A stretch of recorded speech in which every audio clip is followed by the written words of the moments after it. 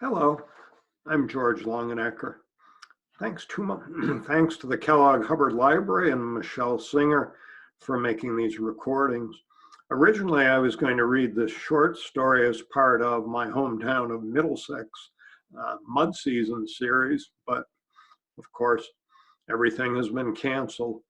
But at least I can bring you my short story here. It's called Acquisitions. It was so lovely. Barbara had to add it to her acquisitions. Baccarat Millefiori, 1846. Miniature flowers sparkled through the glass paperweight. Wearing silk gloves, their National Park Service guide told the story of each of the artifacts. All these were gifts to President Van Buren while he was in office and after. The British ambassador to the US, Sir Richard Pakenham, came to New York and stayed here at Lindenwold in summer of 1846, 5 years after the president left office. He brought the president this magnificent paperweight. She handled it gently. It's perfectly preserved after 173 years. Moving on, another of our gifts is this Paul Revere silver tea service. This would be her most audacious acquisition yet. She was in luck, arriving in time for this special showing. 12 gifts, 19th century splendor at the Martin Van Buren National Historic Site. Surprisingly, their guide left the Baccarat Millefiori paperweight on the long dining room table as they moved to the next room. Barbara dropped her wallet. Oh, sorry, I dropped my wallet. Their guide was busy with her tour, and Barbara was in and out of the dining room in 30 seconds. The Millefiori was in her pocket.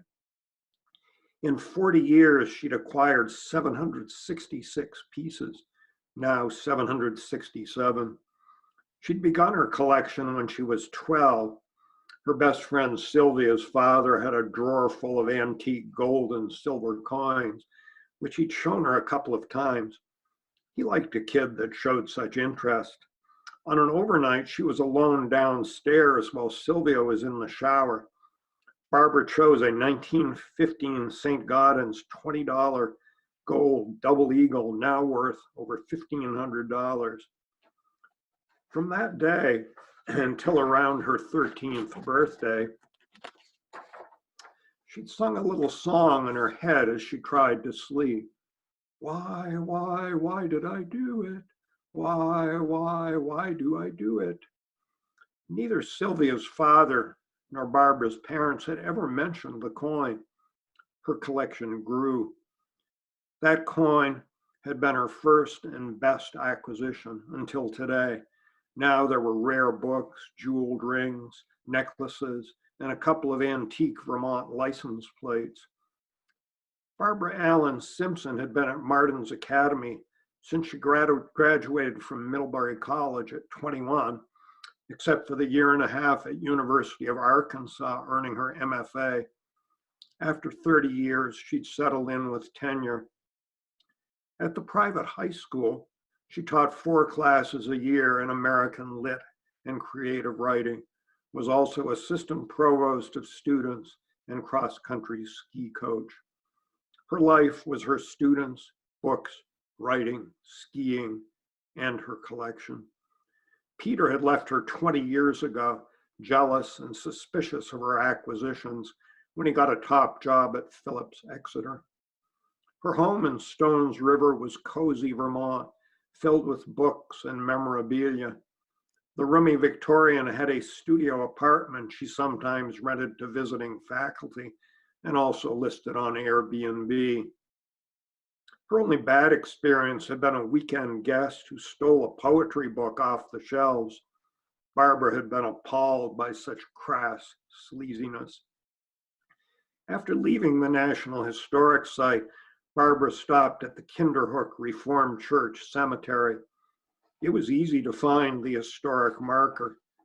Gravesite, Martin Van Buren, Governor of New York, 8th President of the United States.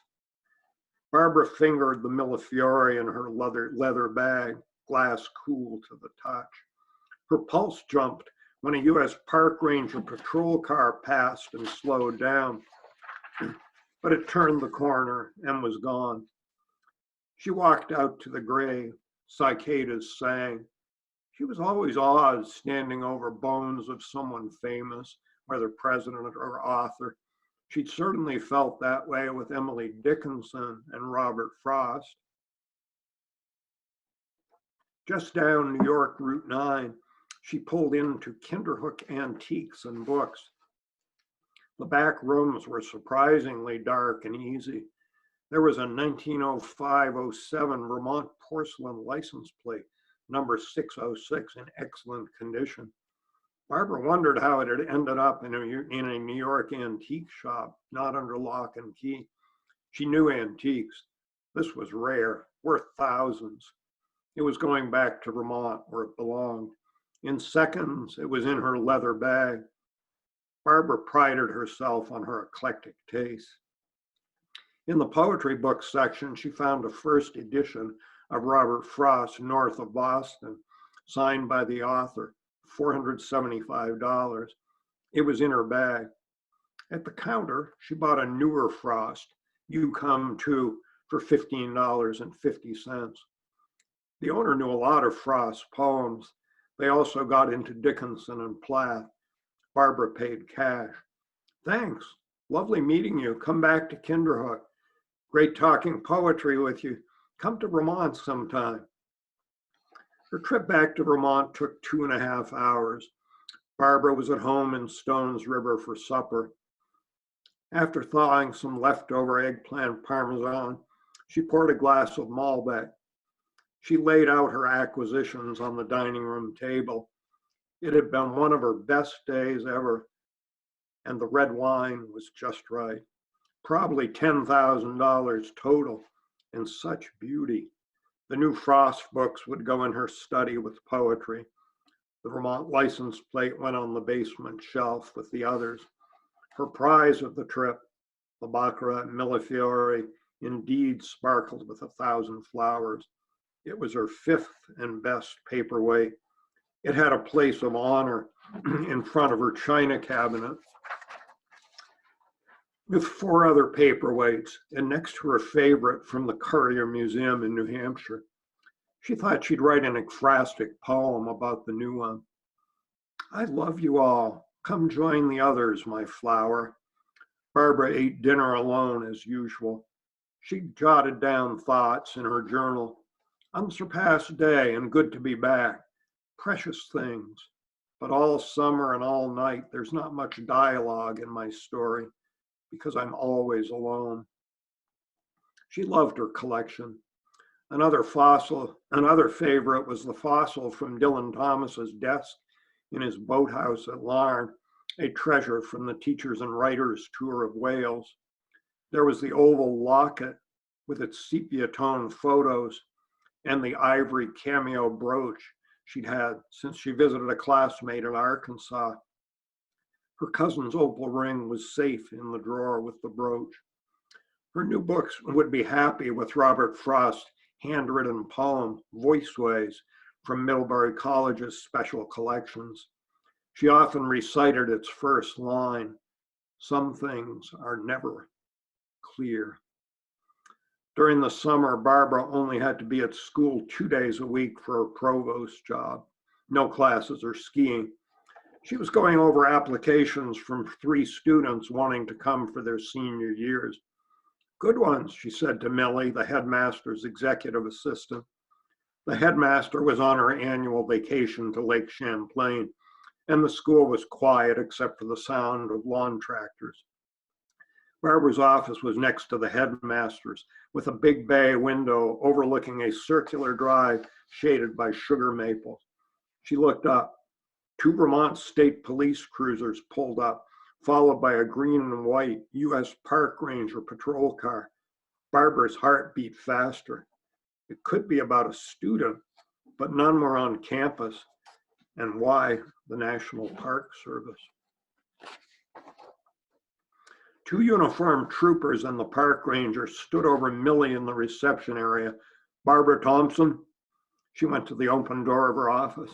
Yes, that's me. Her voice faint. She was sweating. The female Vermont trooper was the only one who spoke, while the other trooper and the ranger placed themselves on either side of her. Millie stood in the entrance to the headmaster's office, mouth agape. You were under arrest for theft of property from a National Historic Site, a federal felony. You were under arrest for shoplifting in Kinderhook, New York, a felony. You were under arrest for possession of stolen property, a felony. You were under arrest for interstate transportation of stolen property, a felony. You have the right to an attorney, to remain silent, and to waive extradition. Do you understand the charges? Yes. Come with us, please. I assume I don't have much choice. That's right. Lift your arms, put them down.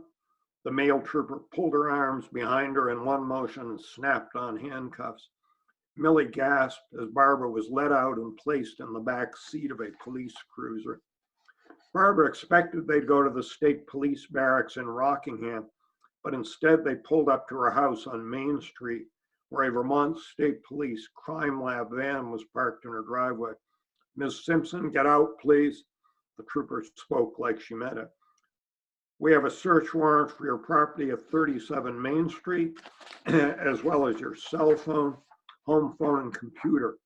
Could you unlock the house so we don't have to do any damage? The officer uncuffed her and allowed her to find her keys. Arthur, her next door neighbor, raked his lawn as close as he could get to her property line.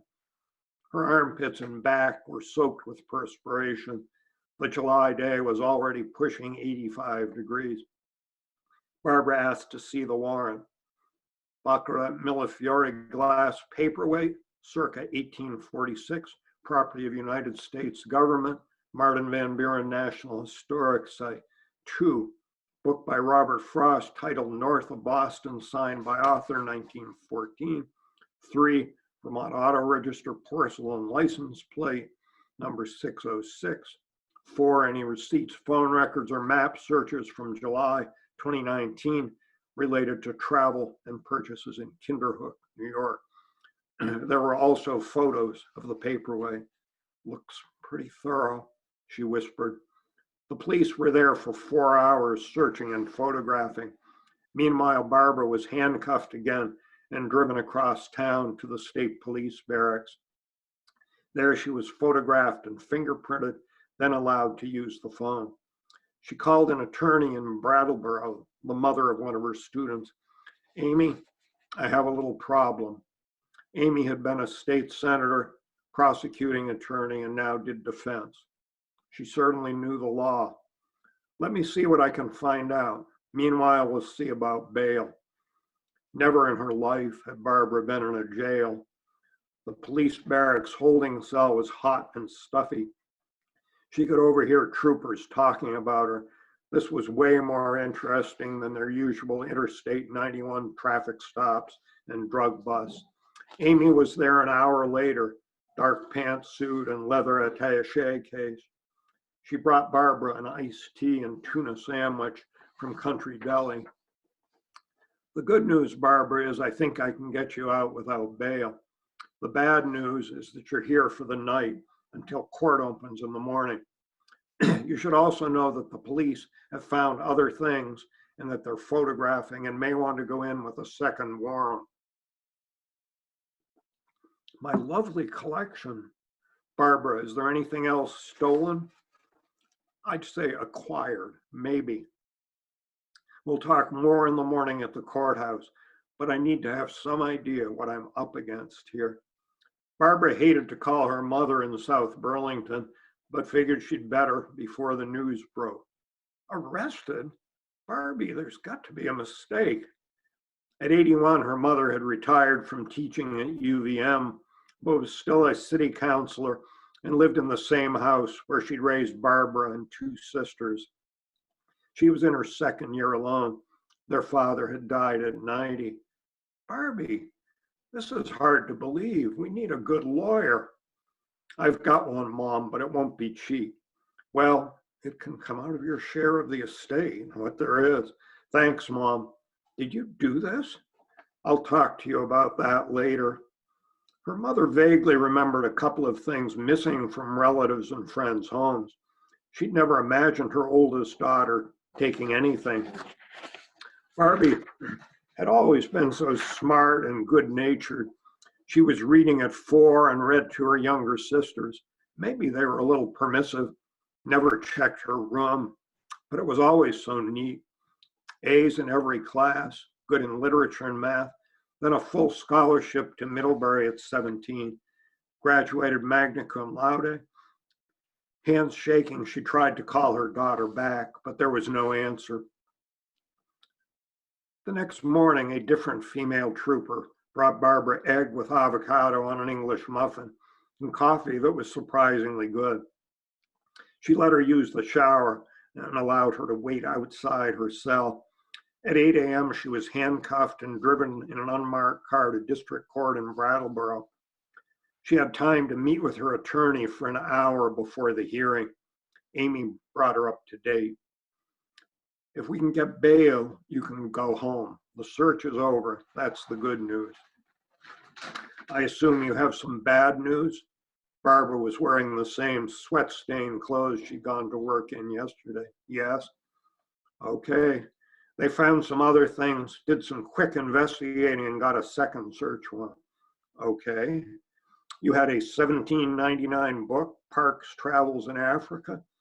It's beautiful, the fold-out maps. Barbara, that book was probably taken from Rural Rare Books in Plainfield. It was listed as stolen and worth $750 to $1,000. I don't want to hear how you got it. Is there more? There is, Barbara. Okay. A 1913 Vermont porcelain license plate, number 042. Calvin Coolidge State Historic Site. Vermont State Parks listed it as missing in 2013. Not good. Not good. What's with the license plates, Barbara? Barbara, we have a lot of possible new charges. 2 more things. Shit. From University of Arkansas Library Special Collections. MFA, class of 93. Good program for writers. Great. The Academy paid for it. Looks like you may have kept some document. These things are much more appreciated with me. Christ, you just can't. Barbara, just possessing those things is a felony. You mean the handwritten short story by Carson McCullers and the Mark Twain postcard? Exactly. Those things may mean additional charges. But here's what's happening today. This is a bail and extradition hearing. Grand larceny from a National Historic Site going to a federal grand jury. Grand larceny from Kinderhook Books and Antiques. Today's about whether you agree to go to New York for arraignment in state court.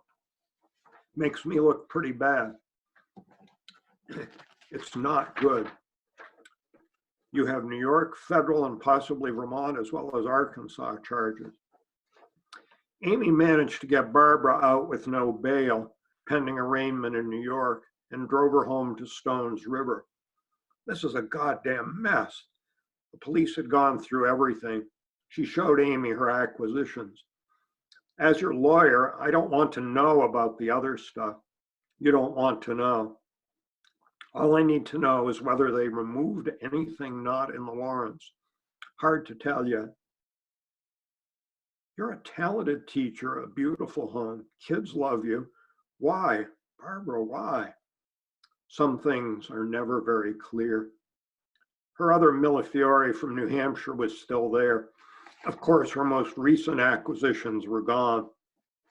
There were 17 messages on her phone, 2 from her mother, 2 from the Academy, and 13 from news media, Boston Globe, Brattleboro Reformer, Vermont Digger, WCAX, Fox 44, and more. It had already gone viral. They'd parked across the street from her house and taken video. Academy provost had secret life. Vermont teacher charged in presidential gift theft. School teacher's secret hobby. Home searched in Smiths River. Village shocked. Antique stolen from Van Buren home. Private school provost charged. Before the start of the fall term, the trustees of Martin's Academy voted 7-0 to suspend her with pay. Her job would be over once she was convicted. They'd hired a visiting teacher to take her 2 classes, and she couldn't return to campus. She assumed they wouldn't be renting her studio apartment for the new teacher. In August, a federal grand jury in Albany found probable cause to indict her. Amy did as much as any lawyer could, though Barbara was annoyed when she suggested mental health counseling. I'm a collector, not a crackpot. Be that as it may, I may get other charges dropped and get years off your sentence if you plead guilty in federal court to theft from a National Historic Site. I'm actually going to prison, huh? That's the reality. The National Park Service is really pissed you pulled this off and they want prison time. It's actually been discussed in Washington. It makes them look bad. Amy was a good negotiator. She managed to get the New York charges dismissed and get Vermont and Arkansas not to charge at all. 2 years to serve, followed by parole, counseling, and public service at a national park or historic site. Maybe she could go back to Van Buren's house. In December, when she would have been giving finals and starting ski coaching, Barbara was driven 3 hours to the Federal Correctional Institution in Danbury, Connecticut. She was housed in a dorm on the women's side. One of Trump's convicted staffers was here, but on the men's side. She spent Christmas with her new colleagues, embezzlers, drug smugglers, and car thieves. Most of them were pretty nice to her. Just after New Year, she was called into an assistant warden's office to get her work assignment. She wore tan prison khakis. Barbara, with your background, she was surprisingly pleasant, more like a teacher than a warden. You have 3 choices: teaching creative writing, teaching basic literacy, working in food prep, or some combination. We'd love to have you in the classroom this term. Warden, I need you, the receptionist called. Right back. They left Barbara alone in a chair next to the warden's desk. On the desk was a circular brass paperweight with a lion's head bas relief. Barbara said to herself, "You can't. You can have it. You can't. Federal crime. More time here. You can get away with it." The warden was back with some papers in her hand. "Sorry, always something here. So, as I was saying." Thanks for joining me for my story.